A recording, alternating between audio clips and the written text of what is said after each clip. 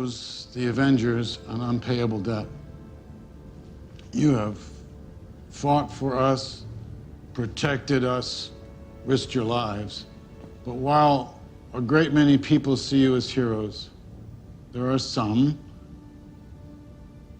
who would prefer the word vigilantes. Well, we made it to the last Captain America movie before I go check out Brave New World. This is a movie that I have been really excited to revisit and check out because when it comes down to Civil War and The Winter Soldier, these two movies are fighting for my top spot in the MCU rankings because both of these movies are the gold standards when it comes down to the MCU. So let's go ahead and get started talking about Captain America Civil War. With many people fearing the actions of superheroes, the government decides to push for the Heroes Act, a law that limits a hero's actions. This results in a division between the Avengers. Iron Man stands with the act, claiming that their actions have to be kept in check, while Captain America feels that saving the world is already daring enough and they cannot rely on the government to protect the world. This escalates into an all-out war between Iron Man and Captain America. All the while, a new villain emerges from the shadows. Going into this movie, there was a lot of excitement and a lot of trepidation. The trailers for this movie were so great that our expectations for this movie was really high, especially after the second trailer. Plus, this was also the launching point for Black Panther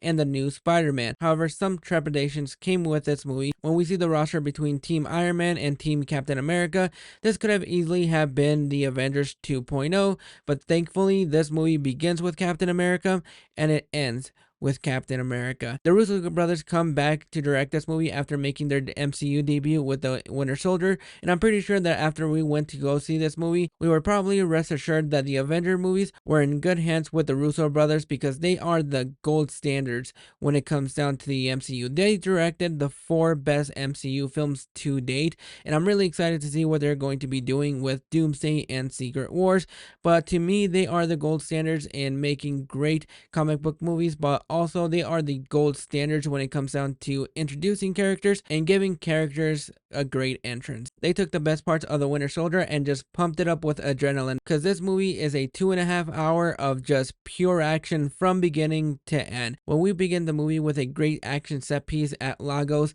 you knew exactly what kind of movie you were going to be getting into. This was a action-packed movie from beginning to end, and they executed this movie to perfection because every single set piece in this movie isn't just there to have some spectacle action sequence.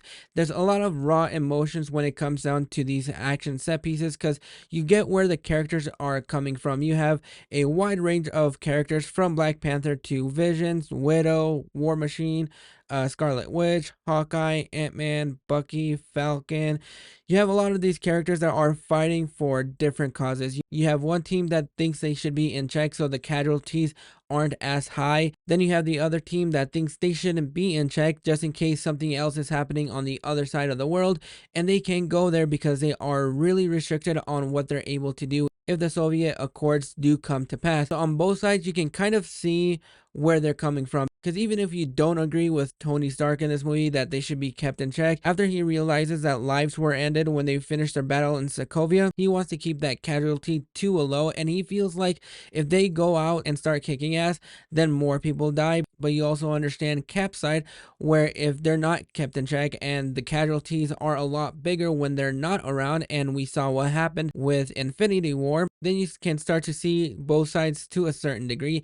And I think they handled that side of the characters and our perspective of where we should land as great as anybody else. And a lot of that has to do with the writing between Christopher Marcus and Stephen McFeely. They understood these characters and they handled these characters great. All the character interactions that we had in this movie were done great. You really care about these characters and you really care about their cause, but you're also on the tug of war side. And when shit starts to hit the fan, then that is when the movie starts to have that emotional weight. You care about these characters, you care about the stakes that they are going on, and the action sequences have that kind of momentum to them. Because if you don't care about the cause or you don't care about the characters as much, a lot of the action sequences, especially the airport sequence, they don't have the emotional weight when they begin to happen. So on those aspects, they handled those moments really great, and that's what I really enjoyed. This was the introduction of Black Panther, and they handled it perfectly. Just like Falcon's introduction in The Winter Soldier, Black Panther and Spider-Man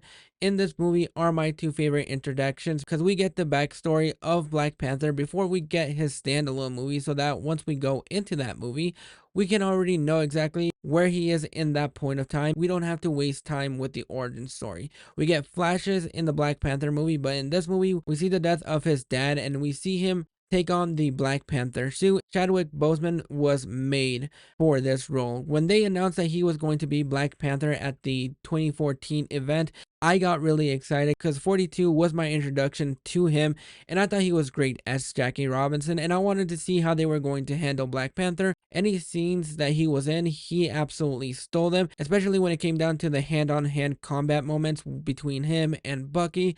Those were great. The introduction of Tom Holland as Spider-Man was the thing that broke the internet when they showed him in the trailers. Some people wish that they would have saved him for the movie, me being one of them, but the way that they showed him in the trailer just got me really excited to see how they were going to handle Spider-Man. He doesn't have a big role in this movie, but boy, he made a great impression in this movie because that's the one thing that everybody was talking about, was just how great they handled Tom Holland as Spider-Man and his introduction in the MCU. Everything about this movie, the emotional weight, the action sequences were done so great that you really care about these characters, you care about their journey, you want to know exactly how this movie is going to end, and all of that setup was worth it when we get to the climax. And we, throughout the movie, we get a bit of a mystery as to what Bucky was doing when he was under control, and when we get the reveal that he killed Tony Stark's parents, that is when shit really starts to hit the fan and begins the division between Captain America and Tony Stark that will lead us into Infinity War, and we have these two on separate journeys. This movie is absolutely perfect. It is, on any given day, my favorite or my second favorite film in the MCU. Really, Civil War and The Winter Soldier are tied for first place because I really enjoyed both of them.